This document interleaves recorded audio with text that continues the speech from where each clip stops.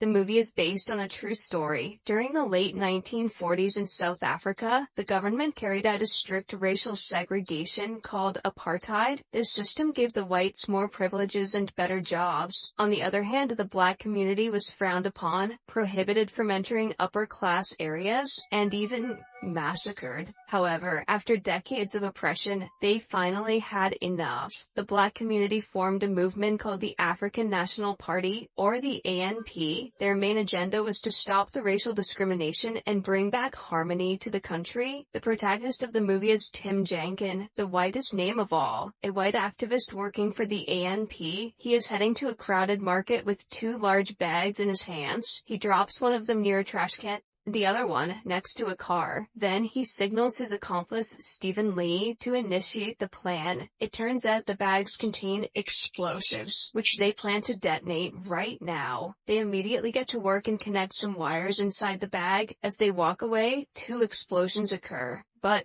they are harmless. However, hundreds of leaflets are scattered across the busy market. They contain propaganda messages against the apartheid government. Jenkin and Lee nervously try to flee the scene, but they are soon apprehended by the cops. Later, while awaiting prosecution, Jenkin's wife sneaks into the room and gives him some money, which he may require in prison. She then wishes him goodbye, promising to always stay by his side. Shortly after, Jenkin heads to the bathroom, hides his money inside a cigar case, and shoves it inside him. Is now ready to face whatever comes his way. Having cash on hand has got nothing on having cash in ass. At the court hearing, the judge berates Jenkin and Lee for apparently going against their own race. As a punishment, Jenkin is sentenced to 12 years in prison as he manufactured the bombs, while Lee, being an accomplice, is given 8 years. Being dumb pays off sometimes. In the next scene, the two are escorted to the notorious Pretoria prison, which is exclusively made for white criminals. The warden receives them at the entrance and immediately labels them as traitors. Then he hands them over to a strict prison officer, Menir. The two are then taken inside the prison, and Menir explains the rules and regulations of the place. Jenkin carefully looks around and notices the automatic grill doors, multiple barred gates, and other security systems. The place looks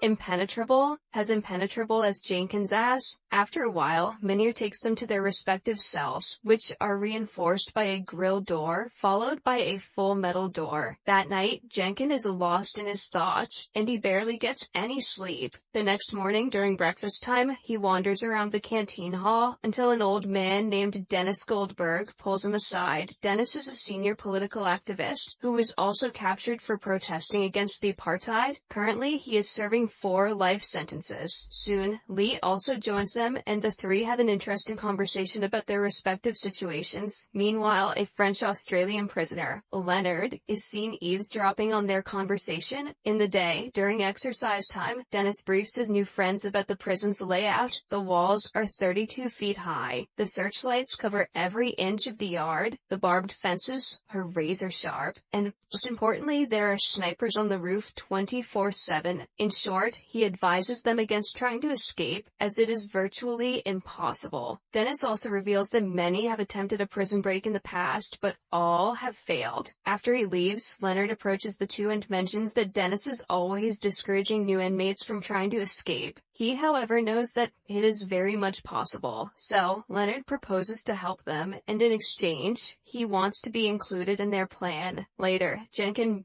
brings out the cigar case containing the money and sneaks it over to Dennis. The latter hides it inside some toothpaste, making sure it never falls into the wrong hands, and hopefully that toothpaste never falls into the wrong teeth. 23 days have passed by, and life has started becoming normal for the boys. That night, in his cell, Jenkin lights up a matchstick and looks through the keyhole in the grill gate, trying to find some flaw in it. Days pass by, and Jenkin becomes obsessed with finding a solution. Then, one night, an idea suddenly strikes his mind. He uses paper to measure the depth of the keyhole and also its length. Jenkin then plans to use wood to prepare a makeshift key. The following day, in the shower, he presents the idea to his partners in crime. Leonard believes that it will never work, but the other two reassure him that it will. Jenkin proposes that he can get wood from the workshop, but first, he needs to observe the original keys. Later, at the canteen, the guys initiate their plan. Leonard causes a commotion motion, and when Munir arrives to check, Jenkin has a good look at the shape of the keys. From that day onwards, he never misses an opportunity to observe the keys, whether it be at the front yard or during the morning assembly. Finally, after days of research, he manages to draw a rough draft on paper. On the 74th day, Jenkins steals sandpaper and some wood from the wood shop. He puts them inside his coffee thermos and stuffs a bunch of clothes so that they don't rattle. A while later, Munir checks all the prisoners' thermoses one by one to see if they have stolen anything. When it's Jenkins' turn, he freezes in fear, and Munir notices it right away. Fortunately, even after a few good shakes, he doesn't find anything suspicious inside the thermos and lets him go. After the narrow escape, Jenkins goes straight to his cell and starts working on his first prototype. He chisels, cuts, and scrubs the wood until a proper key is finally made. He nervously tries it on the door, and to his delight, it works. But when Jenkins opens the grill door, his expression suddenly changes. It turns out the metal gate doesn't have a keyhole on his side, meaning he will have to open it from the other end. The next morning, Jenkins explains the situation to his friends and mentions that they will now have to make another key and somehow find a way to open the second gate from outside. Leonard, who has become ecstatic with the success of their first plan, is completely on board. In the following days, the three observe the keyhole to the outdoor door, and Jenkins tries making a rough diagram of it. Fortunately, after weeks of hard work, he successfully creates another wooden key. On the 100th day, the boys are mopping the hallway and there are no guards around. Jenkins uses this opportunity to try out his new key. It is not as good as the first one, so he chisels it out to make it smoother. The key fits and the door opens, much to everyone's joy. However, when Jenkins tries to get it back out,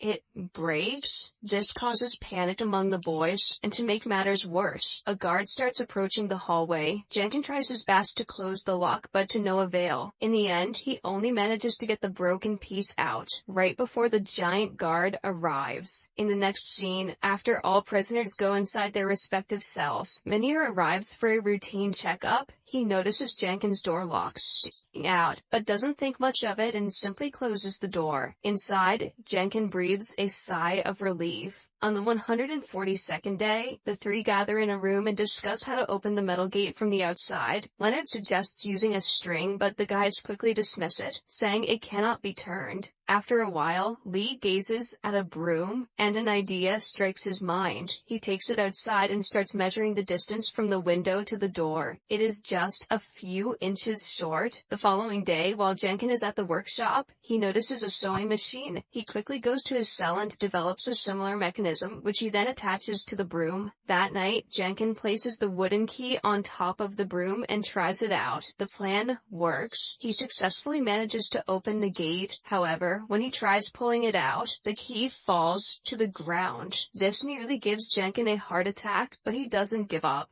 He sticks a chewing gum on top of the broom and uses it to retrieve the key back to his cell. The next morning during lunchtime, he excitedly reveals to his friends how he managed to open both of the gates. Jenkins now wants to inspect the other areas of the prison so that they proceed to the next step. As all of this is happening, Dennis is keeping an eye on them. He again tells Jenkins to back out, but the latter has already made up his mind. Day 206. Some new walls have been constructed around the area, but the routine remains the same. Whenever out, the three boys try their best to inspect the surrounding areas. Jenkins even manages to strike up a deal with the janitor. He wants the construction map of the prison, and in exchange, he will provide soaps and cigarettes. The trade takes place at the dumpsters, and fortunately, Jenkins manages to conduct it without getting noticed. Day 296, he and Leonard make dummies in their bed before sneaking out of their respective cells at night. They carefully climb down the stairs until they reach another grill gate. Jenkins chose this night because the giant guard is on duty. Because of his extremely obese body, he is slow and lazy. Despite this, the boys are nervous. They are sweating profusely with each passing second, but luckily they manage to open the gate. Just as the giant guard gets up from his seat, it is time for his night patrol. Hearing his footsteps, Jenkin and Leonard hide in the storeroom and barely manage to get the door closed. Once the giant is gone, they come out and continue with their plan. Jenkin manages to open one more door, but before he could try out another one, Lee coughs upstairs, signaling that the giant guard has finished his patrol. So, Jenkin and Leonard hide in the storeroom once again. On the way to his room, the guard notices the droplets of sweat on the floor, but he doesn't think much of it. After he leaves, the boys head back upstairs. Inside his cell, an excited Jenkin dismantles his keys in several pieces and puts them inside his cup. He then puts the cup in his butt. He then goes to sleep, hopeful that he can escape and meet his beloved wife soon. The next morning, the warden enters the cell and wakes Jenkin up. The latter has slept past the morning alarm. Enraged, the warden asks him why he overslept, but Jenkin can only apologize. So, his cell is given a proper search. In the process, the cup on his shelf is knocked over, and all the wooden parts of the keys are revealed. The warden picks one of them up and angrily asks, "What is this?" Jenkin, who is frozen in fear, nervously says that he made it as a photo holder. Surprisingly, the warden buys it and leaves the room, but not before warning Jenkin to be more careful next time. That night, our genius protagonist has a panic attack, making it difficult for him to sleep. However, he narrates that every difficult situation teaches new things. So, from the next morning on, he starts hiding the keys in different areas of the prison, like inside the library, the canteen, and even the dumpster. One day, he and his friends also managed to steal civilian clothes from the laundry. All this while, Jenkin doesn't clean or brush his teeth, hoping that he would get an infection. A few weeks later, he does get one, and when Munir takes him to the doctor, he inspects the automatic gate. It is Christmas Eve, and the group has made all the necessary preparations. Inside a room, they disclose their elaborate plan to Dennis and his friends. They have made 39 keys of different shapes and sizes for the 15 doors they have to pass. However, Dennis refuses to join them, claiming that even if they escape, they will have nowhere to go. Nonetheless, he returns the money to Jenkin, hidden inside a toothpaste roll. Later, the warden conducts a checkup of all the cells, including Jenkin's. He turns the entire place upside down, but doesn't find anything. In the evening, after all the officers are gone, Jenkin, Leonard, and Lee get out of their cells and begin their escape plan. Before leaving the hallway, Jenkin asks Dennis one last time if he wants to join them, but again gets no as a response. Following this, the boys gather all the keys that are hidden in different corners of the prison. They then dress up in civilian clothes and head downstairs. Suddenly, they hear footsteps. It is the giant guard who is slowly approaching them. The boys quickly hide inside the storeroom, trembling in fear as they hold the door. Soon, the guard arrives and notices the door slightly shaking. But before he can inspect it, the electricity goes off. It turns out Dennis has caused a short circuit by destroying his light bulb. He and the others then start calling out for the guard, hoping to distract him. The plan works, and the giant guard reluctantly heads upstairs. Wasting no time, the three get out of the storeroom and rush to the next door. With the help of their teamwork and the desire to reunite with their families, they manage to open the doors one after another. When it is time for the automatic gate, Leonard swiftly goes to the admin room and successfully opens it. By pressing a button, everything is going as planned, and they ultimately reach the final door. The door which separates them from freedom. However, to their horror, none of the keys work.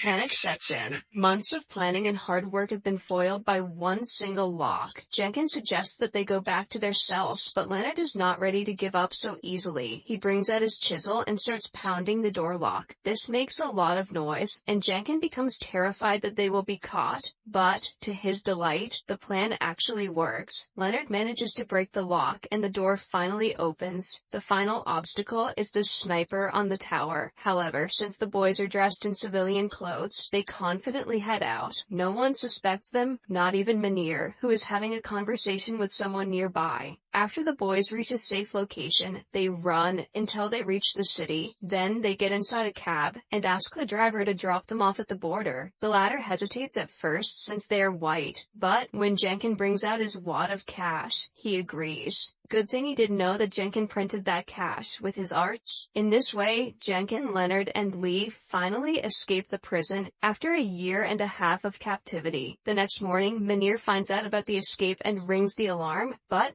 It's too late. As he wanders around helplessly, Dennis and the others start laughing. In the final scene, the actual events that transpired after the prison break are revealed. The largest manhunt in South African history ensued. But the fugitives were never caught. They crossed the border to Mozambique, then Tanzania, and finally London, where they rejoined the ANC and continued their protests against the apartheid. In 1991, after more than a decade, they were pardoned. On the other hand, Dennis was exonerated in 1985, and he finally reunited with his wife and kids. As for Jenkin, he never met his wife, as by the time he returned to South Africa, she had already passed away. In 1992, the apartheid fell, and in 1994, Nelson Mandela, the leader of the ANC, was elected as the president of South Africa.